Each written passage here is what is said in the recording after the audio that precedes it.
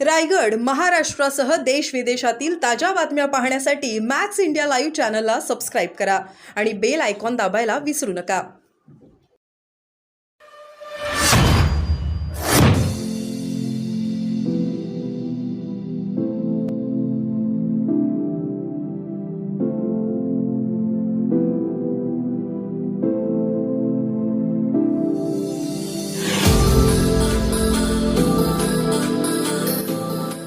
Sir, देशामध्ये आणि राज्यामध्ये ज्या पद्धतीनं महिला आणि युवतींवर अन्याय अत्याचाराच्या घटना घडत आहेत, हत्यांचं प्रमाण देखील वाढलं आहे. क्रांतिकारी भूमी असलेल्या रायगड जिल्ह्यात देखील या घटनांचा खूप वाढ झालेली आहे. काय सांगाल, गृह मंत्रालय अपयशी ठरतंय सर? मला असं वाटतं की गृह मंत्रालयाची जबाबदारी गृह मंत्रालयाने पार पाडणं अत्यंत आवश्यक आहे. परंतु अशा पद्धतीच्या महिलांवरच्या अत्याचाराच्या घटना आहेत, त्याच्या पाठीमागे समाजामधली कुदृष्टी जी आहे, त्यांच्या मनामध्ये पाप आहे, अशा पद्धतीच्या लोकांची संख्या वाढलेली आहे. आणि होम डिपार्टमेंटने सुद्धा इकडे लक्ष देणं अत्यंत आवश्यक आहे. अशा पद्धतीच्या घटना होता कामा नयेत. महिलांवरचे अत्याचार करून त्यांचे खून करण्याचे प्रकार मोठ्या प्रमाणामध्ये सुरू आहेत.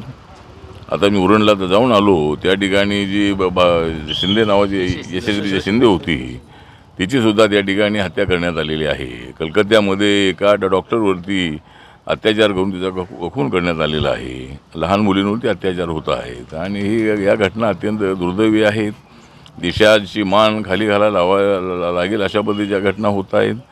आपल्या मानवतेला कलंक लावणाऱ्या घटना होत आहेत. इकडं होम मिनिस्ट्रीने लक्ष दिलं पाहिजे आणि समाजातल्या घटकांनीसुद्धा इकडे लक्ष देणं अत्यंत आवश्यक आहे. अशा पद्धतीच्या कुप्रवृत्तींना नष्ट करण्याची आवश्यकता आहे आणि अशा प्रवृत्तींच्या विरोधामध्ये आपण भूमिका घेतली पाहिजे आणि अशा लोकांवर बहिष्कार टाकला पाहिजे, अशी या संबंधातली माझी सूचना आहे. सर, एकूणच आपण बघतोय की राज्यामध्ये आणि देशामध्ये महायुतीचं सरकार आहे. मात्र रायगड जिल्ह्यामध्ये जर बघाल तर कर्जत खालापूर मतदारसंघ असेल किंवा अलिबाग मुरुड मतदारसंघामध्ये बंडखोरी त्या ठिकाणी वेगवेगळ्या महायुतीमध्ये होते. भविष्याच्या काळात ही बंडखोरी राहिली तर महाविकास आघाडीला फायदा होईल का? मला असं वाटतं काय बंडखोरी होईल असं मला वाटत नाही. आम्ही सगळे महायुतीचे घटक पक्ष जे आहोत, आम्ही सगळ्यांना चर्चा करून आम्ही तिकीट देणार आहोत. ज्या ज्या ठिकाणी सिटिंग खासदार आहे, सिटिंग आमदार आहे, अशाने तिकीट मिळालं पाहिजे आणि सगळ्या पक्षांना आपापल्या जागेच्या संबंधामध्ये मागणी करण्याचा अधिकार आहे. अंतिम निर्णय जो आहे तो अंतिम निर्णय हा आमची महायुतीची नेते बसून आम्ही ठरवणार आहोत. बंडखोरी होणं योग्य राहणार नाही आहे, कारण माझी सूचना आहे. सर, एकूणच आपण बघतोय की राज्यामध्ये आणि देशामध्ये महायुतीचं सरकार आहे. मात्र रायगड जिल्ह्यामध्ये जर बघाल तर कर्जत खालापूर मतदारसंघ असेल किंवा अलिबाग मुरुड मतदारसंघामध्ये बंडखोरी त्या ठिकाणी वेगवेगळ्या महायुतीमध्ये होते. भविष्याच्या काळात ही बंडखोरी राहिली तर महाविकास आघाडीला फायदा होईल का? मला असं वाटतं काय बंडखोरी होईल असं मला वाटत नाही. आम्ही सगळे महायुतीचे घटक पक्ष जे आहोत, आम्ही सगळ्यांना चर्चा करून आम्ही तिकीट देणार आहोत. ज्या ज्या ठिकाणी सिटिंग खासदार आहे, सिटिंग आमदार आहे, अशाने तिकीट मिळालं पाहिजे आणि सगळ्या पक्षांना आपापल्या जागेच्या संबंधामध्ये मागणी करण्याचा अधिकार आहे. अंतिम निर्णय जो आहे तो अंतिम निर्णय हा आमची महायुतीची नेते बसून आम्ही ठरवणार आहोत. बंडखोरी होणं योग्य राहणार नाही आहे, कारण आपल्याला सरकार महाराष्ट्रामध्ये आणायचं आहे आणि महाराष्ट्रामध्ये मला असं वाटतं की जवळजवळ 170 ते 80पेक्षा जास्त जागा आमच्या निवडून येतील असा मला विश्वास आहे. लोकसभेमध्ये आमचं नुकसान झालेलं आहे, परंतु त्याला अनेक कारणं होती. बाबासाहेब आंबेडकरांनी दिलेलं संविधान बदलणार अशी चर्चा मोठ्या प्रमाणात करण्यात आली. दलितांचं, आदिवासींचं आणि ओबीसींचं आरक्षण जाणार अशा पद्धतीच्या अफवा पसरवण्यात आल्या. सोशल मीडियावर अत्यंत चुकीच्या पद्धतीनं लोकांच्या समोर मुद्दे मांडण्यात आले आणि त्यामुळे आमचं नुकसान झालेलं आहे. पण तरीही नरेंद्र मोदींना हरवणं हे येड्या कपाड्याचं काम नाही. नरेंद्र मोदींना हरवण्यासाठी सगळे एकत्र आले, पण नरेंद्र मोदी यांना क्लिअर मेजॉरिटी मिळालेली आहे, NDAला क्लिअर मेजॉरिटी मिळालेली आहे आणि देशामध्ये नरेंद्र मोदींचं सरकार आलेलं आहे. महाराष्ट्रामध्ये सुद्धा आम्हाला पूर्णपणे विश्वास आहे की भाजप, शिवसेना आणि राष्ट्रवादी काँग्रेस, RPF जे सरकार आहे, हे सरकार नक्की महाराष्ट्रामध्ये येईल आणि यावेळेला संविधानाचा मुद्दा तर चालणार नाही, विकासाचा मुद्दा तर चालणार आहे.